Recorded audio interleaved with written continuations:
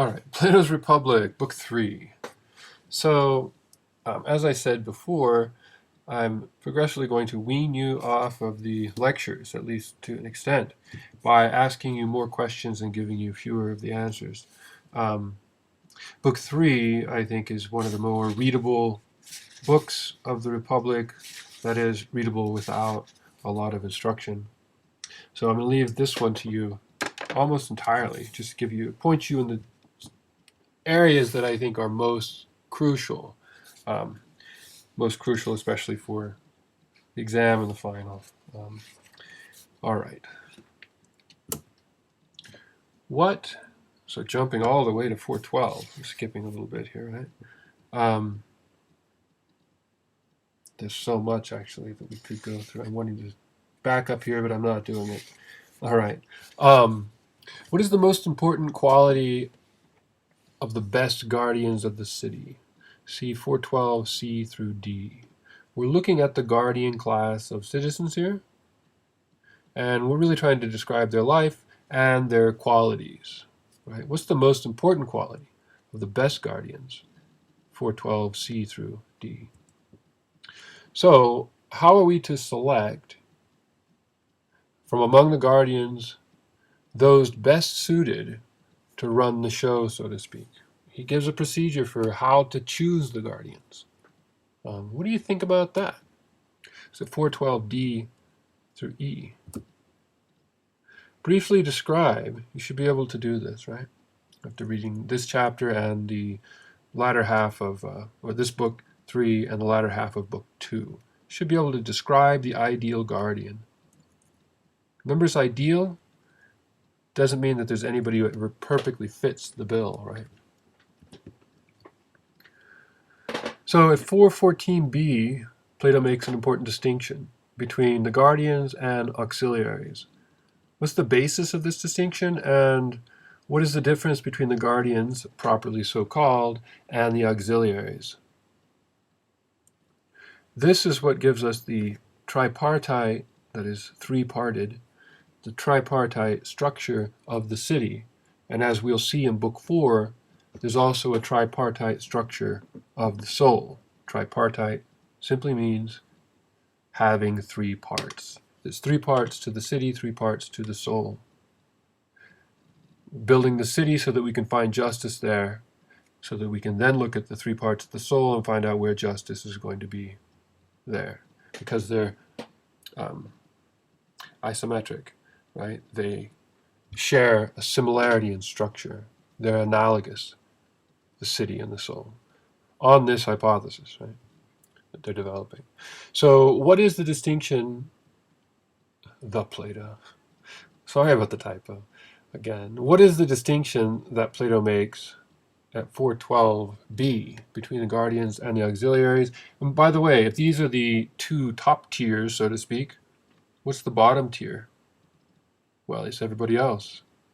Call them the farmers, the producers, various words, but it's everybody else, right? There's the guardians at the top, properly so-called guardians, the ones that are in charge, that run the show. And then there's the auxiliaries. They're below the guardians. They enforce the laws and they defend the city.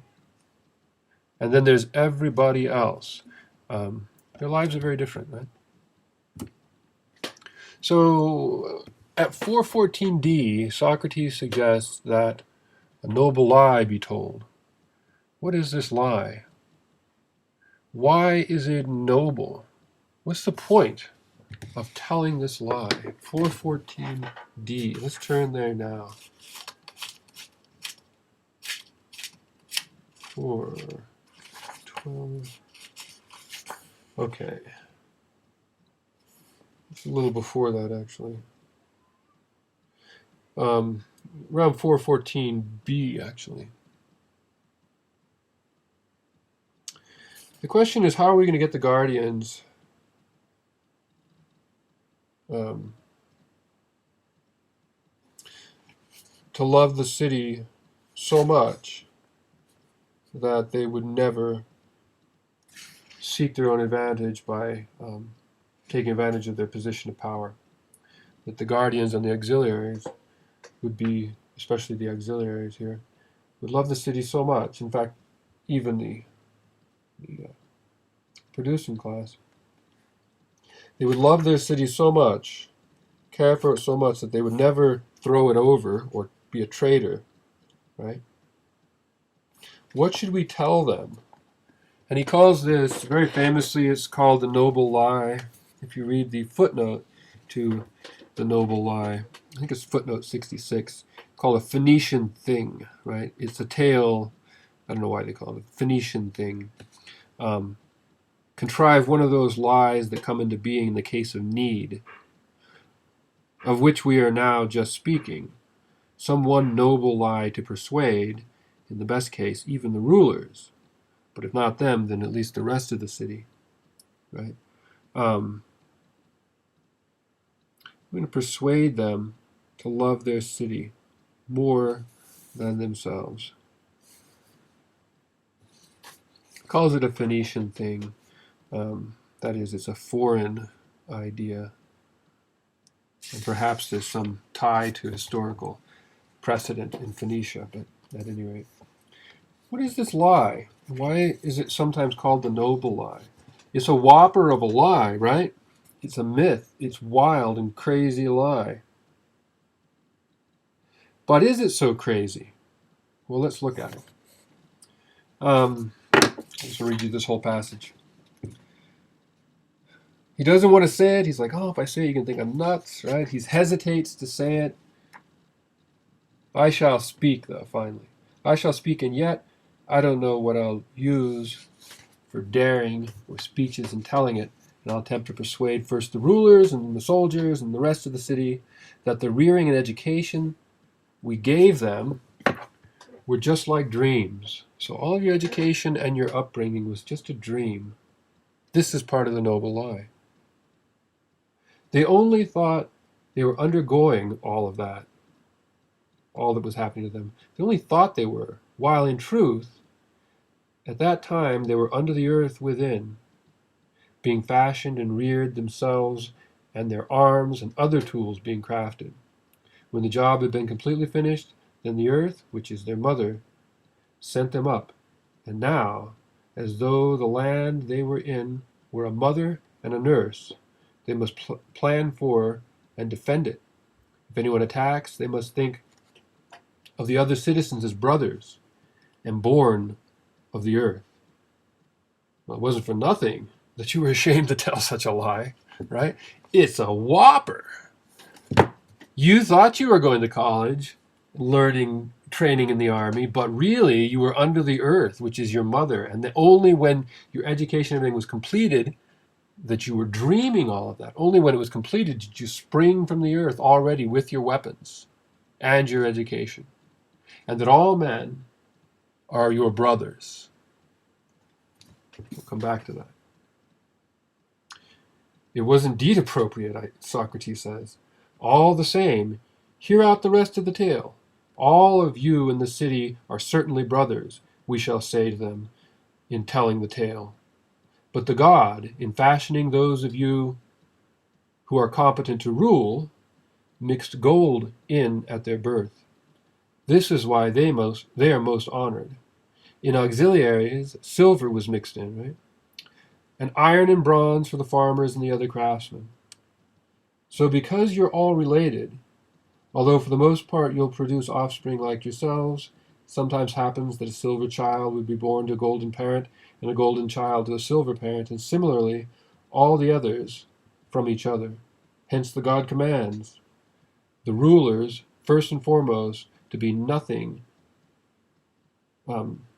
first and foremost, to be of nothing, such good guardians, and to keep over nothing so careful a watch as the children, seeing which of these metals is mixed in their souls. All right, so, and so on and so on.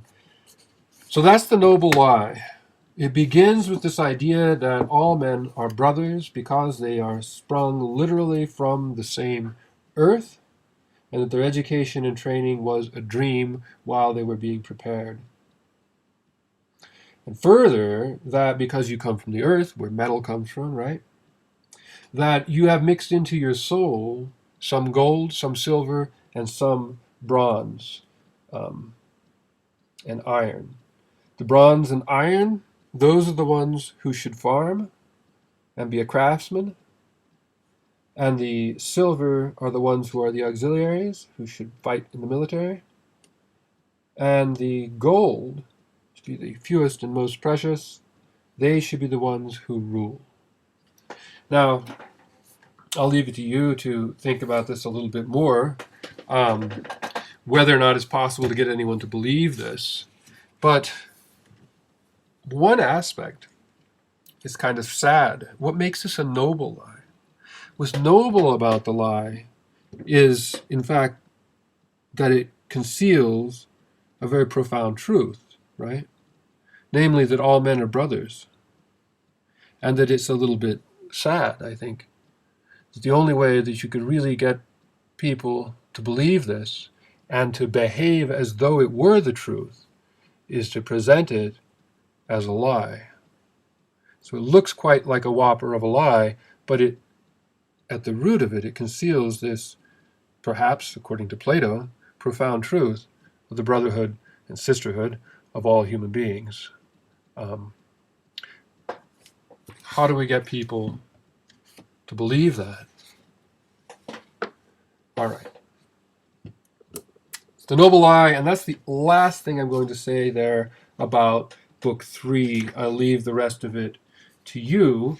I note there's a discussion of the lives of the auxiliaries and the guardians that ensues. You're responsible for that in the last few paragraphs, the last couple of pages. Would you want to be a guardian? All right. That's it, and see you next week.